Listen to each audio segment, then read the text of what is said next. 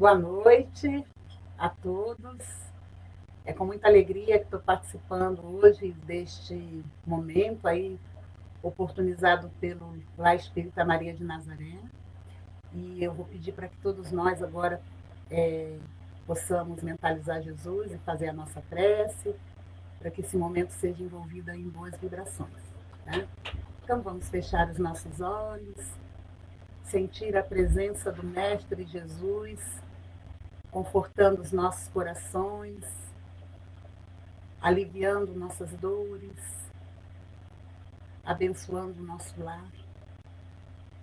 Que nesta noite possamos falar do seu Evangelho e que ele possa tocar fundo em nossos corações, alertando para que possamos colocar em prática e assim sentir o Evangelho vivo dentro do nosso ser. Muito obrigada, Jesus. Que assim seja, graças a Deus. Bom, meus amigos, meu nome é Aurineia, né? Como eu disse, é um prazer enorme poder estar aqui participando desse momento, né? De poder trazer aí para as nossas reflexões o Evangelho do Mestre Jesus, né? Porque nós precisamos ler e refletir sempre, né, sobre o Evangelho. Nós estamos aí numa escola, né, chamada Terra, e Jesus trouxe e nos deixou o seu ensinamento há mais de 2000 anos, né? E aí até agora a gente ainda não conseguiu compreender aí na essência, né? Que ainda é muito difícil a gente colocar em prática, mas estamos aí buscando de alguma forma, né? Tentando promover a nossa reforma interior, buscando assim conhecer os pontos que a gente precisa melhorar, né? E apesar da nossa dificuldade, né? Porque essa atitude de mudança interior, ela requer renúncia, ela requer mudança de postura e perseverança, disciplina, vontade. E só assim a gente pode entender o Evangelho, né? E até a gente pode fazer aí uma comparação, né? Assim, nós somos lagarta, né? Vamos dizer assim, nós estamos arrastando aí pela vida, né? E quando os ensinamentos do mestre eles começarem a fazer, né, a reforma necessária no nosso íntimo, aí nós estaremos entrando no casulo. E à medida que vamos assimilando na essência, né, o Evangelho de Jesus, e eles vão fluindo normalmente em nós, aí a gente vai passando, né, para a fase aí do casulo, né? E quando a gente tiver ele realmente já na prática, no nosso dia a dia, a gente já conseguir desenvolver isso de uma forma normal, aí nós passaremos para a transformação, que será o renascimento nosso como borboleta, né? Então, por isso que a gente precisa estar estudando, ouvindo palestras sobre o Evangelho, pois cada reflexão que a gente faz, né, nós temos uma visão ampliada do que Jesus falou. E aí a gente tem um alcance maior para a gente compreender, né? Então, estamos aí todos nós na busca dessa compreensão, dessa essência divina, né? Mas o processo, ele todo, ele começa em nós, então depende de cada um de nós. E hoje nós vamos estar aqui vendo, né, para a gente fazer as nossas reflexões, o capítulo 22 do Evangelho segundo o Espiritismo. Não separeis o que Deus juntou. Né? É um capítulo assim grandioso, né, em termos de oportunidade de reflexões para que a gente possa colocar em nossas vidas, né, na condução da daquilo que Jesus, né, traz como ensinamento para todos nós. E esse capítulo, o mestre Jesus, ele estava em conversa com os fariseus, que eram os doutores da lei, né, e eles aproximaram de Jesus, como sempre, eles procuram, né, tentar Jesus com alguma palavra, com perguntas, né, tentando Jesus a ver como ele se sairia, né, nas respostas, né, mas Jesus, como mestre, sempre calmo, então eles perguntam para Jesus se era lícito, né, se era legal um homem repudiar, né, renegar, né, separar de uma mulher por qualquer motivo.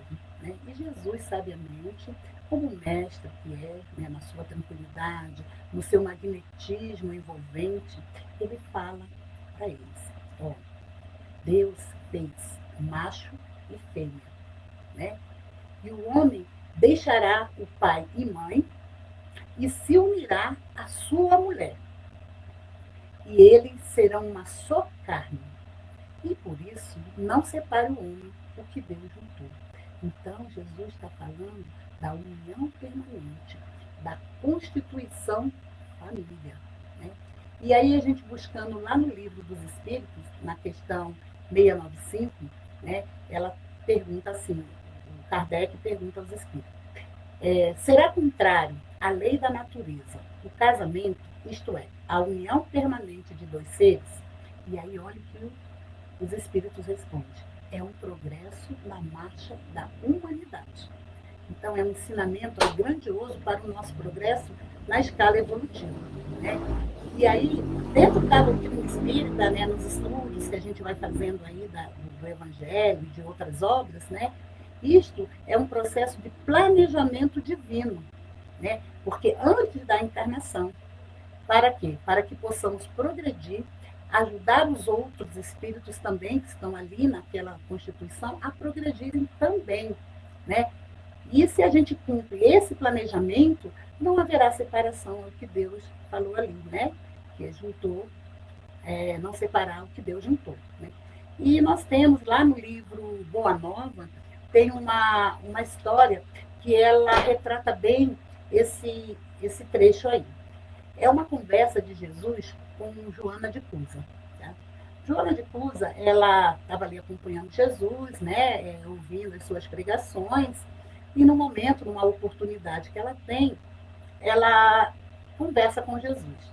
E ela questiona para Jesus o que ela estava vivenciando, o que ela estava passando com o marido dela, né? Ele era lá da corte, então ele tinha uma condição, mas ela não vivia bem com ele.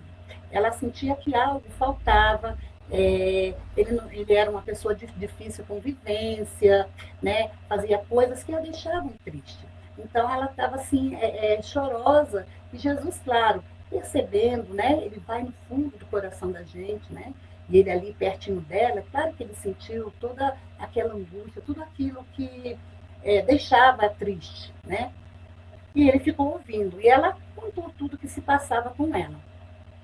E Jesus, na sua sabedoria, né, falou para ela, pediu que ela compreendesse ele, né, que ele estava daquele jeito, mas que ele iria compreender a situação, pediu que ela tivesse paciência, né, e falou para ela ela que ela estava junto com ele, ligada a ele, porque havia uma razão, havia um motivo, não era à toa que ela estava com ele.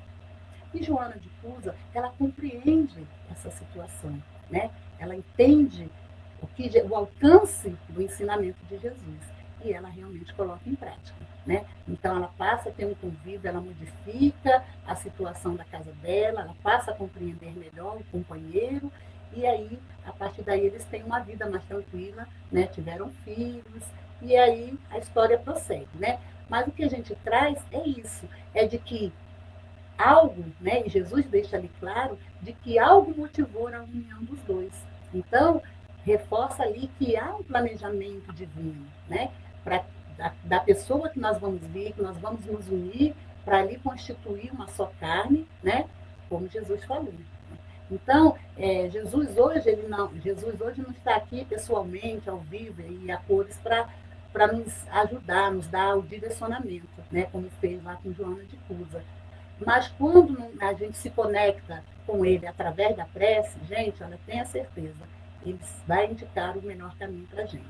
Então, que a gente possa estar assim, sempre conectado com ele, com o seu evangelho, que a gente vai conseguir obter aí, né, os ensinamentos, as respostas para aquilo que angustia ainda nosso coração.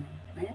E ele traz assim, os ensinamentos, as regras de como devemos caminhar. O Evangelho é fantástico, é uma regra de conduta, é regra de serviço, é regra de moral, tudo isso está no Evangelho. Né?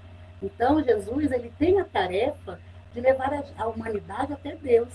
Né? Então, ele veio aqui, deixou seus ensinamentos para que a gente pudesse colocar em prática e assim caminhar, né, para a nossa evolução, para que a gente pudesse melhorar, sair desse sofrimento, sair das angústias que a gente mesmo, ao longo do nosso caminhar, nós fomos deixando acontecer. Né?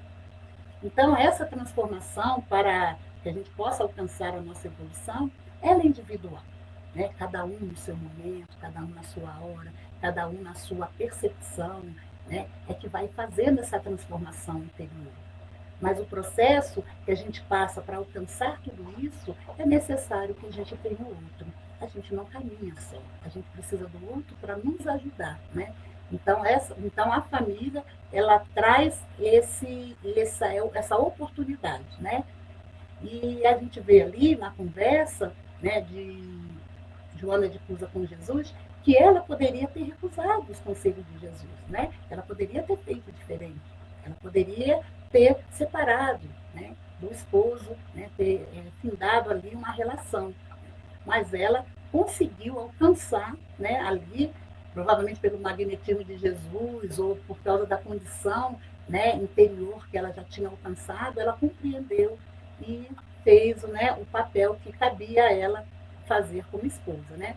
Então, gente, nós também temos nosso livre-arbítrio diante das situações que a gente vivencia, né? Então, ao longo da estrada aí, a gente acaba entrando nos desvios e aí a gente vai alterando a nossa rota também, né? Que foi traçada para a gente, né? E fazendo muitas vezes que a gente se afasta aí desses propósitos, né? Do propósito divino nosso de melhorar, né? Então, esse trecho aí a gente pode trazer como reflexão de que todos nós fizemos um planejamento de ligação afetiva com um determinado espírito, né? Planejamos a quantidade de filhos, a composição da nossa família e tudo mais, né?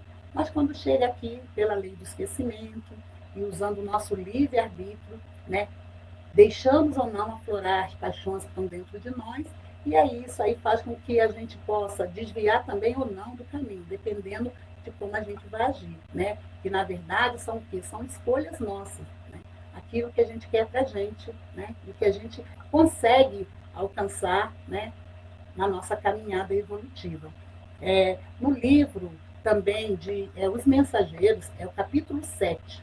Ele é o título A Queda de Otávio. Esse trecho do livro, né, também é uma história, ela trata de um planejamento que foi feito para esse personagem aí, né, que é o Otávio, no planejamento da reencarnação dele, em que ele viria para um trabalho voltado para a mediunidade. Então foi tudo programado, o que ele teria que fazer, que ele teria um trabalho num centro espírita, e que ali ele teria para ajudar diversas pessoas, e paralelo a esse trabalho, ele deveria tutelar 6 crianças, né? E que ele iria conduzir essas crianças no caminho do bem. Então estava tudo programado, ele teria condição, tanto moral quanto financeira, para poder alcançar, né, esse planejamento que foi feito para ele. Só que, quando ele chegou aqui, né, tudo saiu fora do controle. Ele não fez nada do que era para fazer, né? A mãe dele ainda consegue levá-lo a um centro, que era o período que ele iria começar, né, iniciar, para poder depois fazer o trabalho que estava determinado para ele, mas a mãe dele acaba desencarnando e aí então já larga essa parte da tarefa, né? E vai conviver com o pai, que casou, né, numa segunda núpcias, tinha 3 filhos e depois teve mais 3 filhos com essa nova esposa. Então seriam essas crianças que ele deveria tutelar. E ele conviveu ali até que o pai também desencarna. E aí ele não quis saber de nada.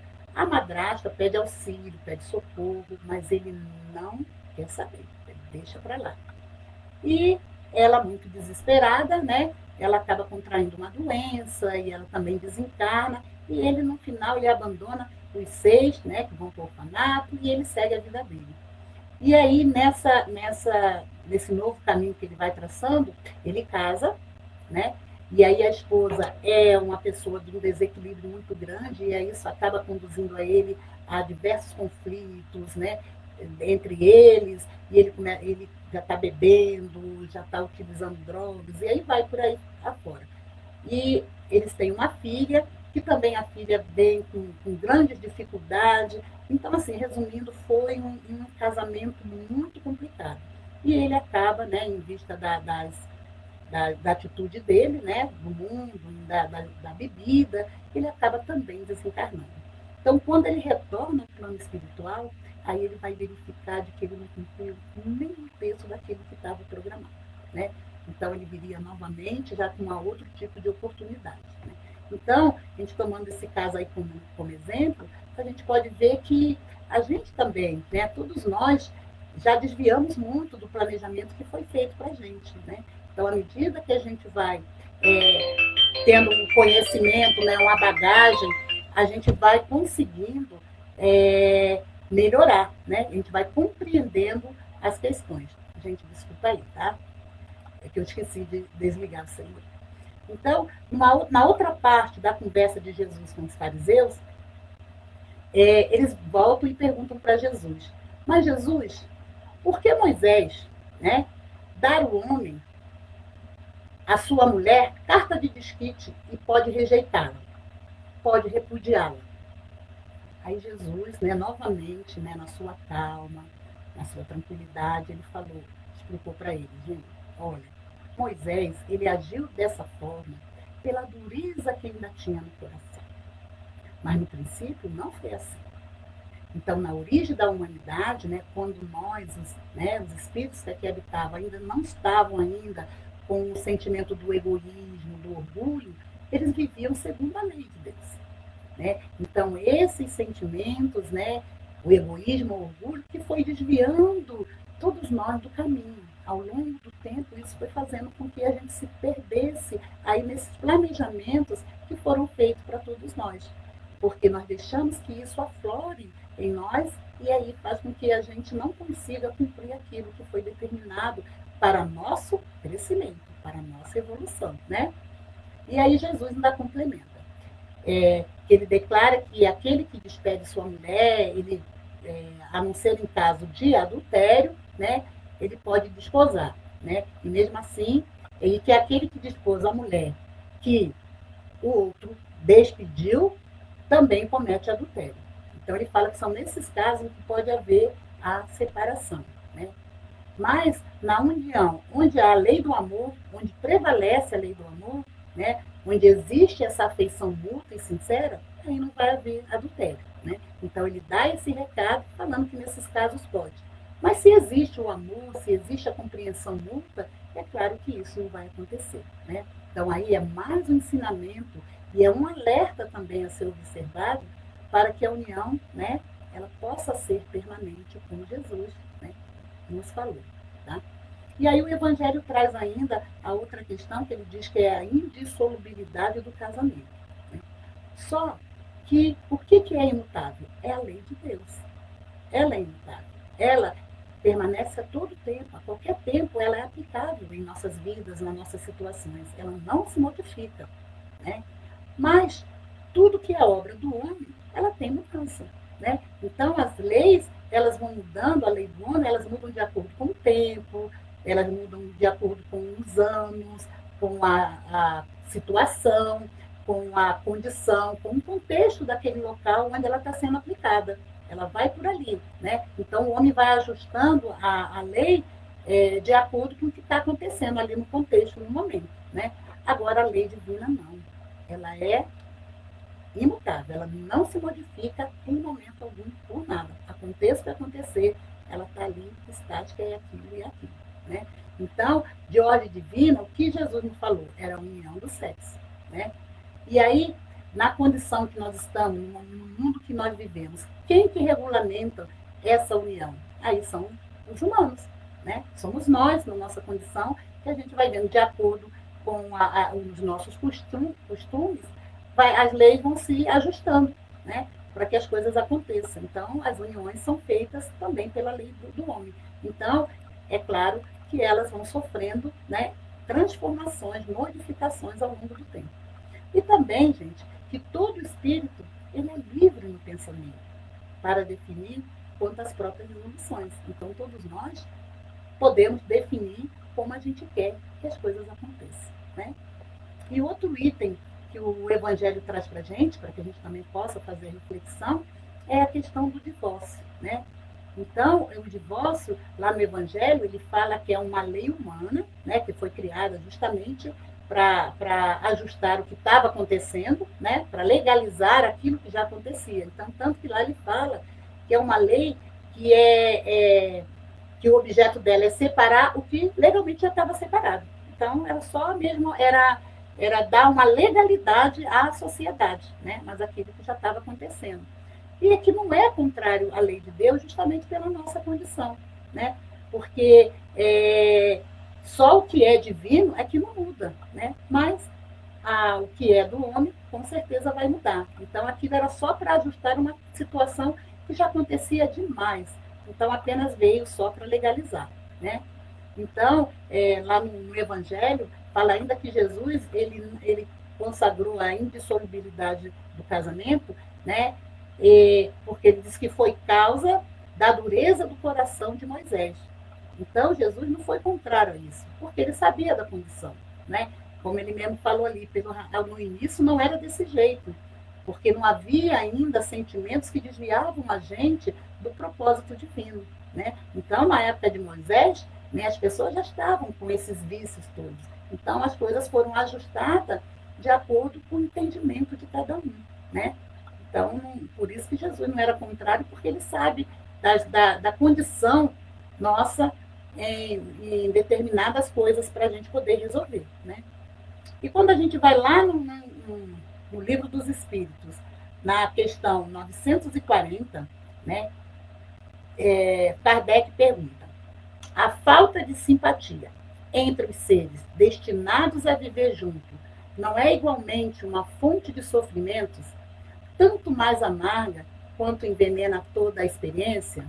Aí olha o que os Espíritos respondem: muito amarga, mas é uma dessas infelicidades de que, na maioria das vezes, sois a primeira causa. Olha.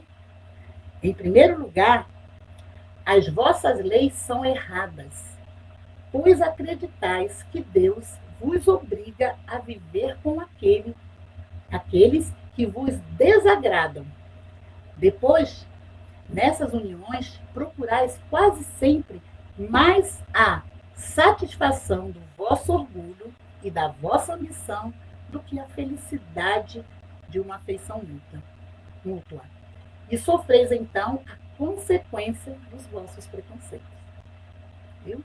Então, os espíritos ali nos mostram que, na verdade, nós é que causamos tudo. Né? Por a gente ainda não compreender, na essência, né, o que Jesus nos trouxe e os desígnios de Deus ainda. Né? Apesar da lei de Deus, ela está em nossa consciência, né? Nos alertando sempre, né, quando a gente tenta infringi-las, né? Mas a gente ainda não alcança, não tem esse alcance todo. E aí vem o divórcio. Né? E André Luiz, na obra Ação e Reação também, ele enfatiza aqui, ó, o divórcio não soluciona o problema da redenção, porque ninguém se reúne no casamento humano ou nos empreendimentos de elevação espiritual no mundo sem o vínculo do passado. Olha, verdade?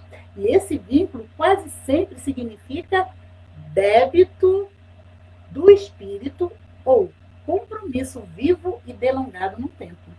Então, o homem ou a mulher, desse modo, podem provocar o divórcio e obtê-lo como sendo o menor dos piores males que lhe possa acontecer. Ainda assim, não se libertam, né, não se liberam da dívida em que se acham incursos, cabendo-lhes voltar ao pagamento respectivo, tão logo seja oportuno. Gente, olha que fantástico que André Luiz nos traz aí, né? Então, ele fala que o divórcio não vai solucionar o problema, porque ninguém se reúne, se liga ao outro, sem o vínculo do passado. E aí, quase sempre são débitos que nós precisamos resgatar, que a gente precisa ajustar. E que se a gente, com aquele espírito, a gente não faz, né, a gente não consegue, né, que aí a gente se divorcia, ele fala que aí, né, para evitar males pior, né, então é preferível que se divorciem, mas que não liberam, a gente não fica livre da dívida que nós contraímos lá atrás. Em algum momento da nossa caminhada, nós vamos ter que resgatar esse momento. né? Voltar a esse pagamento. Né? Então, em algum momento, a gente vai ter que fazer isso, resgatar. Né? Porque Jesus, ele nos conhece no íntimo. Ele sabe onde temos as maiores dificuldades. Né? E muitas vezes essas separações são necessárias. Né? Mas nós sempre temos a chance de recomeçar, de mudar o rumo da nossa estrada. Né? No Evangelho fala que Deus não quis que os seres se unissem só pelos laços, né, carnais. Não. Ele quer que se unam pelo laço da alma, a fim de que a muita afeição entre os dois, né, ela possa ser levada aos filhos. E esses ensinamentos, né, trazendo o amor, ele possa fazer com que todos progridam, que eles possam conduzir esses espíritos, que são os filhos, né, no caminho do bem, no caminho do amor, né, para que sejam homens de bem. Então, gente, a gente pode perceber que se a gente hoje está numa união, né, a gente não precisa ficar preocupado se é ou se não foi do planejamento nosso. Né? Não importa isso. Pois a união que nós estamos hoje, nós possamos conduzi-la com base na lei de amor. A lei de amor que é a bandeira do Evangelho de Jesus. Lembrando que nada é por acaso. E a espiritualidade, ela aproveita dos nossos desvios que a gente faz no nosso caminho, tudo é aproveitado como uma oportunidade de crescimento, de aprendizado. Eles fazem de tudo para que possamos nos refazer.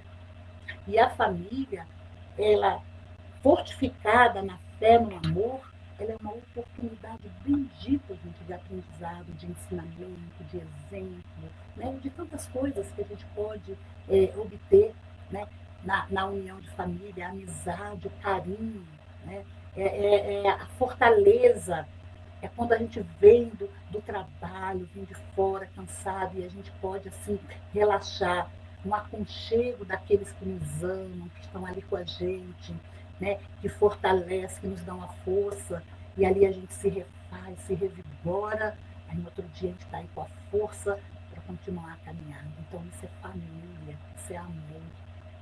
Tem num livro SOS, né, que é de Divaldo, tem um trecho que eu gostaria de ler aqui para vocês, né? Que eu acho importante a gente ler, porque quando a gente resume, a gente às vezes não alcança a palavra, o sentimento que aquele que escreve coloca em suas palavras, né? Benedita Fernandes, ela fala assim, vou dar uma lidinha aqui para você.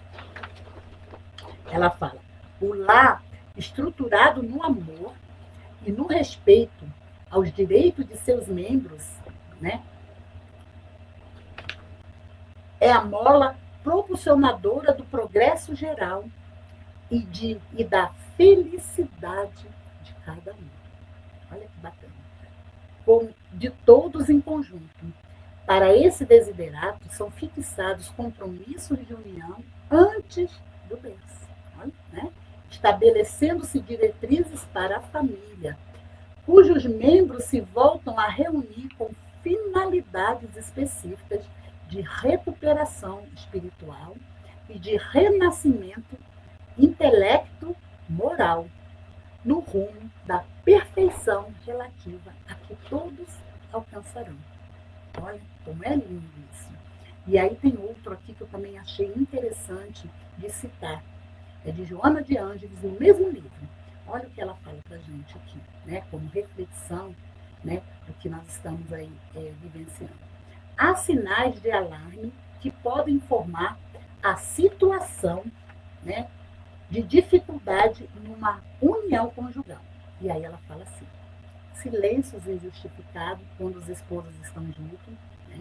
Então, para que a gente fique alerta de como está a nossa situação dentro dessa união que nós estamos vivenciando hoje. Que a gente possa estar observando como essa relação está, né? Para nos ajudar. E ela traz, aponta para a gente alguns sinais para a gente ficar alerta com relação a isso, né? Então, são silêncios injustificáveis quando os esposos estão juntos. Tédio inexplicável ante a presença do companheiro ou da companheira. Ira disfarçada quando o consorte ou a consorte emite uma opinião. saturação dos temas habituais versados em casa, fugindo para intermináveis leituras de jornais ou inacabáveis novelas de televisão. Né? Hoje, a gente aí atualizando aí essa parte tecnológica, né? Internet, celular, redes sociais, que a gente fica envolvido e a gente esquece da nossa família, desse aconchego, né? Gostoso. Outro item, irritabilidade, quanto mais sempre que se avizinha do lar. Olha, né? A pessoa não quer nem voltar para casa. Desinteresse pelos problemas do outro. Então, são pontos de alerta que nesse livro faz com que a gente vai, né, refletindo e vendo como a gente pode ajustar, né, isso. Né? E tem um outro trecho aqui de Emmanuel, no livro Vida e Sexo também, que ele dá uma chamadinha em alerta. Gente, na verdade, assim, tem N livros, né, que trazem palavras que possam nos ajudar, que se encaixam naquela situação que nós estamos vivenciando, que possa trazer para a gente um conforto, um consolo, dando outro direcionamento para todos nós. Então, tem diversos. Eu fui buscando alguns, né, aqui, para ilustrar. Então, Emmanuel nos fala, o casamento implica regime de vivência pelo qual duas criaturas se confinam uma à outra no campo da assistência mútua. Então, gente, a família é isso. É um ajudando o outro. É um dando amparo no outro, nas quedas, né? Estando junto ali nas alegrias. Então, isso é família. Né? Então, gente, essa união, não devemos analisar o casamento, né? Ele é essencial, ele faz parte da nossa cultura, ele faz parte de tudo isso. Né? Então, essas relações, elas quando são desfeitas aí, e principalmente quando tem filhos, elas deixam sempre resquícios, deixam traumas, né? Prejuízos difíceis de serem revertidos, elas deixam marcas profundas, muitas vezes muito difíceis de serem ajustados. Né? Quantas pessoas a gente vê aí em cadeiras aí dos psicólogos, dos analistas, buscando compreender em situações assim muito difíceis, né? Então, que a gente também, dentro da nossa casa, na união que nós estivermos, que a gente possa trazer recursos que nos ajude a promover a paz, a harmonia da nossa casa, né? O fortalecimento dos laços. Nós temos aí o culto do Evangelho no lar, né? Para a renovação das energias, para a mudança da psicosfera do ambiente da nossa casa, porque a nossa casa está impregnada de nossas emoções. Elas estão ali. Ó. Então, o culto do Evangelho, a gente trazendo Jesus para dentro da nossa casa, né? Com a luz, quando ela chega em nossas casas, ela quebra tudo aquilo que está ruim. Ela limpa as energias, renova, né? E a gente vai se sentindo até bem. Né? Então, gente, é a família ali conectada com Jesus. Então, isso é importante. Por isso, a orientação de sempre promover o culto do Evangelho no lar, de marcar um dia na semana, fazendo um compromisso com Jesus, para que a gente possa fortalecer, né, essa união, essa oportunidade bendita que Jesus está dando. E nós vemos lá no início, são relações que levam a gente ao progresso. Elas estão impulsionando a gente para frente, não é isso? E outro recurso também é a prece diária. Gente, a prece, né, que é a conexão que a gente faz com Jesus, que a gente faz com Maria, que a gente faz com aqueles espíritos que a gente tem o carinho, que a gente gosta, né, para que a gente possa receber deles as emanações de amor. Isso é importante, isso também fortalece, né, fazer com que a família tenha a prece como um recurso de fortalecimento, de amparo, isso também é importante, né? E que a gente possa fazer as nossas reflexões, né? Se nós estamos levando em conta em nossas relações a lei do amor, será? Então, para a gente fazer essa reflexão, como está, né, a nossa situação hoje? Como é que está a lei de amor dentro da nossa casa, no nosso ambiente de casa? Né? Joana de Ângeles, até ela ainda complementa, né, no mesmo livro, ela fala que períodos difíceis, ela corre todo o tempo, gente. Em qualquer empreendimento da vida, nós vamos ter dificuldades. Isso faz parte, né, do processo. A gente vai ter.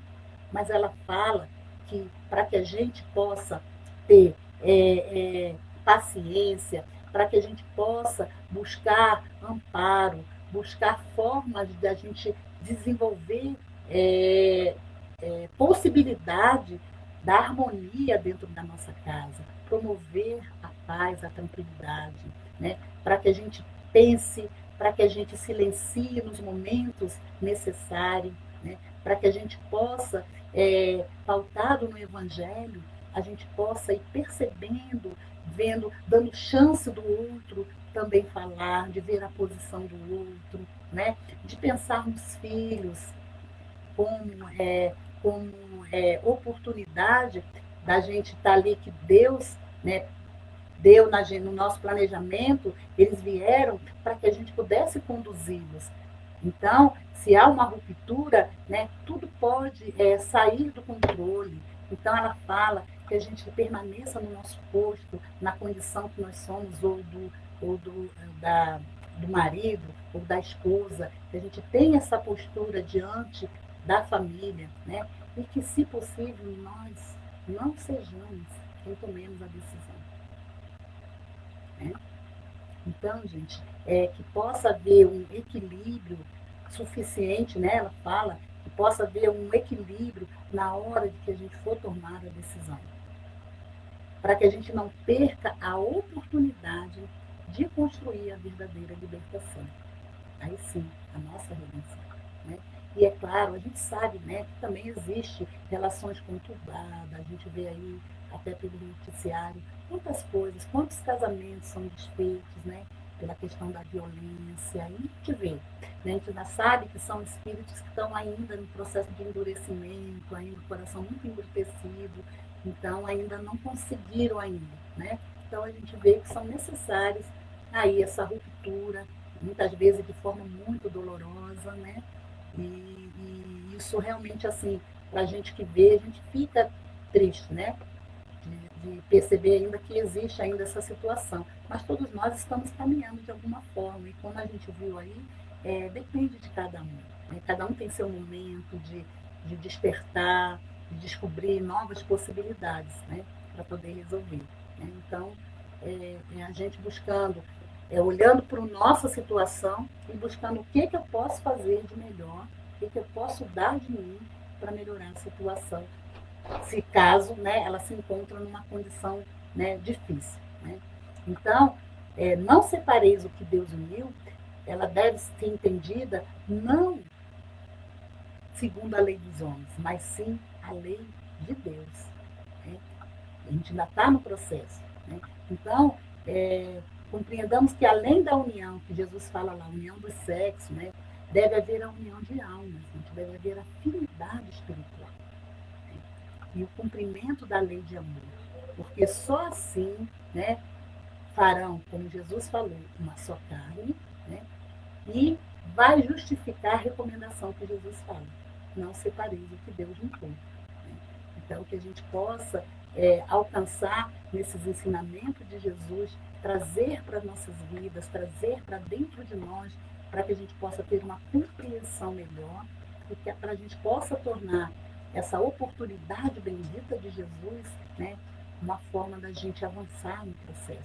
E não só nós, que possa ir toda a nossa família junto, todos aqueles que convivem conosco, todos aqueles que amam a gente incondicionalmente, que estão junto com a gente.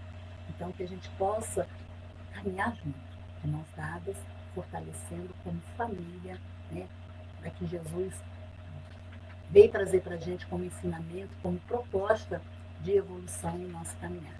Gente, muito obrigada, eu acho que eu já passei do tempinho, muito obrigada a todos aí pela oportunidade, mais uma vez agradecendo ao Lemana, né, por oportunizar esse momento, por trazer aí essas reflexões, aí, ajudando a gente na compreensão, né, que isso é muito importante. Né? Então, parabenizo aí a todos, né, esse movimento que é feito, né, para trazer para todos nós os ensinamentos de Jesus, que realmente são fantásticos em nossa vida. Tá? Que Jesus esteja presente nos lares, fortalecendo o laço de união, no amor e na harmonia. Que assim seja, gente. Muito, muito obrigada pela oportunidade. Que todos estejam numa noite, que a noite seja assim, revigorante para todos nós. Tá? Fiquem com Deus. Muito obrigada.